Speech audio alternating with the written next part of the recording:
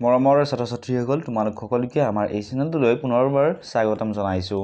প্ৰায়ে তোমালোকৰ পৰীক্ষাত ভাৱ বহলাই লিখিবলৈ দিয়ে 4 নম্বৰ থাকে। কেতিয়াবা তোমালোকক এনেদৰেও দিয়ে যে শুই থকা শিয়ালে হাঁহ ধৰিব নোৱাৰে, ভাৱ বহলাই লিখা। তোমালোকে এইটো এনেদৰে লিখিব পাৰা। কাম নকৰা বা কষ্ট কৰিব নিবিচৰা মানুহে যে জীৱনত উন্নতি কৰিব নোৱাৰে তাকে বুজাবলৈ উক্ত প্ৰবচনটো অসমীয়া ভাষাত বহুলভাৱে ব্যৱহাৰ কৰা হয়। কিছুমান মানুহে কি কৰিব নিবিচাৰে, কাম কৰিব নিবিচাৰে বা কষ্ট কৰিব নিবিচাৰে। গতিকে সেই কষ্ট কৰিব নিবিচৰা বা কাম কৰিব নিবিচৰা মানুহবিলাকৰ যে জীৱনত উন্নতি কৰিব নোৱাৰে সেইটো বুজাবলৈ অসমীয়া ভাষাত এই প্ৰবচনটি বহুলভাৱে ব্যৱহাৰ কৰা হয়। শিয়ালৰ আটাইতকৈ প্ৰিয় খাদ্য হৈছে হাঁহ। হাঁহ শিয়ালৰ প্ৰিয় খাদ্য হ'লেও শিয়ালৰ ওচৰলৈ হাঁহ আহি নিজে ধৰা নিদিয়ে। হাঁহ ভক্ষণ কৰিবলৈ শিয়ালে কষ্ট কৰিব লাগিব।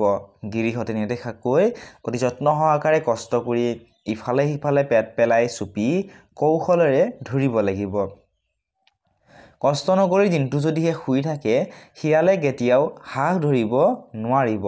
হাঁহ ধৰিব নোৱাৰিলে সি নেখাই মৰিব লাগিব। গতিকে শিয়ালৰ আটাইতকৈ প্ৰিয় খাদ্য হৈছে হাঁহ। হাঁহ খাই শিয়ালে বহুত ভাল পায়। যদিও শিয়ালৰ প্ৰিয় খাদ্য হাঁহ, গতিকে শিয়ালৰ ওচৰলৈ হাঁহ আহি জানো নিজে ধৰা দিব? নিশ্চয় নিদিয়ে। গতিকে হাঁহ খাবলৈ শিয়ালে কি কৰিব লাগিব? কষ্ট কৰিব লাগিব। গৃহতে অৰ্থাৎ গৃহস্থই মানে হাঁহ মানুহে পোহে, গতিকে গৃহস্থই নেদেখাকৈ যত্ন সহকাৰে কষ্ট কৰি ইফালে সিফালে চুপি অতি কৌশলেৰে শিয়ালে হাঁহ ধৰিব লাগিব। তাকে নকৰি যদিহে শিয়ালটোৱে দিনটো শুই থাকে গোটেই দিনটো, তেতিয়া শিয়ালৰ ওচৰলৈ হাঁহটো জানো নিজে নিজে আহিব? নিশ্চয় নাহিব। গতিকে হাঁহ যদি ধৰিব নোৱাৰে সি কি কৰিব লাগিব? নেখাই মৰিব লাগিব। ঠিক তেনেকৈ মানুহৰ বেলিকাও একে কথা। দুখ কষ্ট নকৰাকৈ কোনো কালত কোনো লোকে সুখ ভোগ কৰিব পৰা নাই। মনে বিচৰা বস্তু পাবলৈ বা জীৱনত উন্নতি কৰিবলৈ এলেহুৱা হৈ বহি নাথাকি তাৰ বাবে বিশেষ যত্ন আৰু কষ্ট কৰিব লাগিব। ধন উপাৰ্জন কৰিব লাগিব। কিন্তু তাকে নকৰি যদি আলস্যত দিন অতিবাহিত কৰে তেন্তে জীৱনত কেতিয়াও উন্নতি নহ'ব। জীৱনত উন্নতি কৰিবলৈ হ'লে কঠোৰ শ্ৰম কৰিবই লাগিব। গতিকে মানুহৰ ক্ষেত্ৰতো একেই কথা। দুখ কষ্ট নকৰাকৈ আমি যদি কোনো এটা কামত যেনে পঢ়া শুনাতে হওক আমি যদি কষ্ট নকৰোঁ, ভালদৰে নপঢ়োঁ, তেতিয়া জানো আমাৰ পৰীক্ষা ভাল হ'ব জানো? নিশ্চয় নহয়। দুখ কষ্ট নকৰাকৈ কোনো কালতে কোনো লোকে সুখ ভোগ কৰিবলৈ পৰা নাই। গতিকে আমি যদি বস্তু বিচাৰোঁ বা আমি যদি জীৱনত উন্নতি কৰিবলৈ বিচাৰোঁ তেনেহ'লে এলেহুৱা হৈ বহি নাথাকি অৰ্থাৎ হাত সাৱটি বহি নাথাকি তাৰ বাবে আমি কি কৰিব লাগিব? যত্ন আৰু কষ্ট কৰিব লাগিব।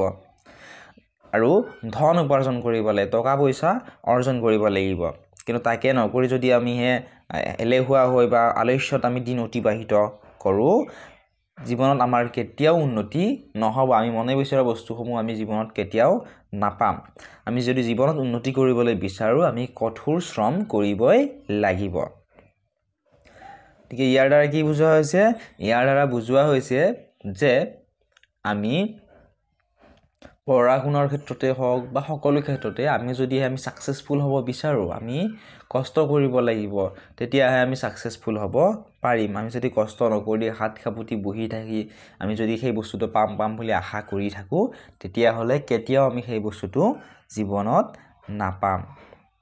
এইখিনি আছিল আজিৰ ভিডিঅ'টি। যদি ভিডিঅ'টো চাই ভাল পাইছে চেনেলটো ছাবস্ক্ৰাইব কৰি দিবলৈ নাপাহৰিবা।